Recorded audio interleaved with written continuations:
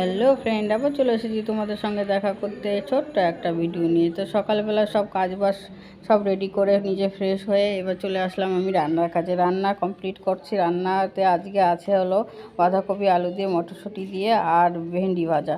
তো সকালবেলায় কি রান্না বান্না করে একটু না খেলেও ভালো লাগে না, খিদে পেয়ে গেছে। এবার রান্না বান্না কমপ্লিট করে বাইরে এসে দেখি যে আন্টিরা আজকে বানাবে পাঁপড়, তার জন্য গরম জলও রেডি করছে। আর ওদিকে দেখো পাঁপড় ও শুকাতে দিয়েছে। তো এদিকে আমার ছেলেও চলে এসছে। দুই বাপ এটা যে কি করে স্কুলে গেলে আর কি বলবো। আর এদিকে ছেলেটাকে ফ্রেশ করে ওকে বলছি এবার খেয়ে নাও। এবার খাওয়াতে আমি বাঁধাকপি ভেন্ডি ভাজা করেছি বলে সে খাবে না, দেখো কান্নাই শুরু করেছে। ওর শুধু চাই হলো আলু আর ডাল, আর একটু মাংস দিলে কখনো কখনো খায়, কখনো কখনো খায় না। সে তো অনেক জবরদস্তি করে ওকে আমি খাওয়ালাম যে একটু একটু করে খেয়ে নাও। তো একবার থেকে দুইবার দিয়েছি, সে মোটে খাবেই না। অনেক কষ্ট করে পর খাওয়ানো হলো। এবার আমার বড়মশাই চলে আসলো খেতে। বড়মশাইকে বললো তুমিও খাও দেখি, তুমিও কেমন খেতে পারো।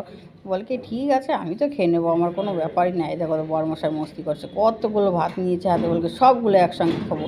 তো আমি যদি হাফ তো পড়েই গেল, বল কি তাও তো খেয়েছি না অনেকগুলো।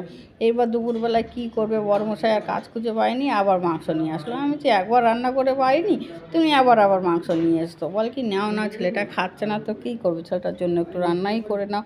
বলছি এনেছো যখন তো রান্না করতেই হবে, থোড়ি আমি রেখে দেবো এরকম করে। তো রান্না টান্না এদিকে কমপ্লিট হওয়ার পরে বাইরে আসলাম। বাইরে এসে দেখি সেই পুচকো বাবুটা দেখো বিস্কুট খাচ্ছে আর সারা মুখটাই লাগাচ্ছে।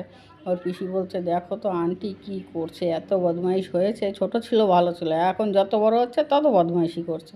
বিস্কিট খেতে খেতে পড়েই গেল। তারপরে ওর দিদিটা আবার নিয়ে গেল ওকে হাত মুখ ধোয়াতে। দেখো ওর উল্টো দিক করে যাচ্ছে আমাকে দেখে দেখে। তারপরে দেখো ছাদের উপরে উঠেছে, ও পাঁপড় শুকাতে দিয়েছে, সেই পাঁপড়গুলো বের করতে। এইদিকে দেখো স্কুলের যে পাঁচিলটা আছে তার উপর থেকে মেয়েটা হাঁটছে। আমি বলছি পড়ে যাবি, তুই নেমে আয় নেমে আয়। বল কি না না আমি পড়বো না আন্টি, দেখো না আমি কত সুন্দর চলতে পারি। সে আমাকে দেখাচ্ছে। এবার এখান থেকে নামতে পারলো না, সে আরও আগে যাচ্ছে। আমি বলছি পড়ে যাবি নেমে আয়। তো বলে কি না না আমি পড়বো না, তুমি দেখো না আমি কেমন নামতে পারি। এ দেখো লাফ দিয়ে নামছে। আর কি বলবো বাচ্চাগুলো। এই যে হাত মুখ ধুয়ে আবার চলে এসেছে দেখো।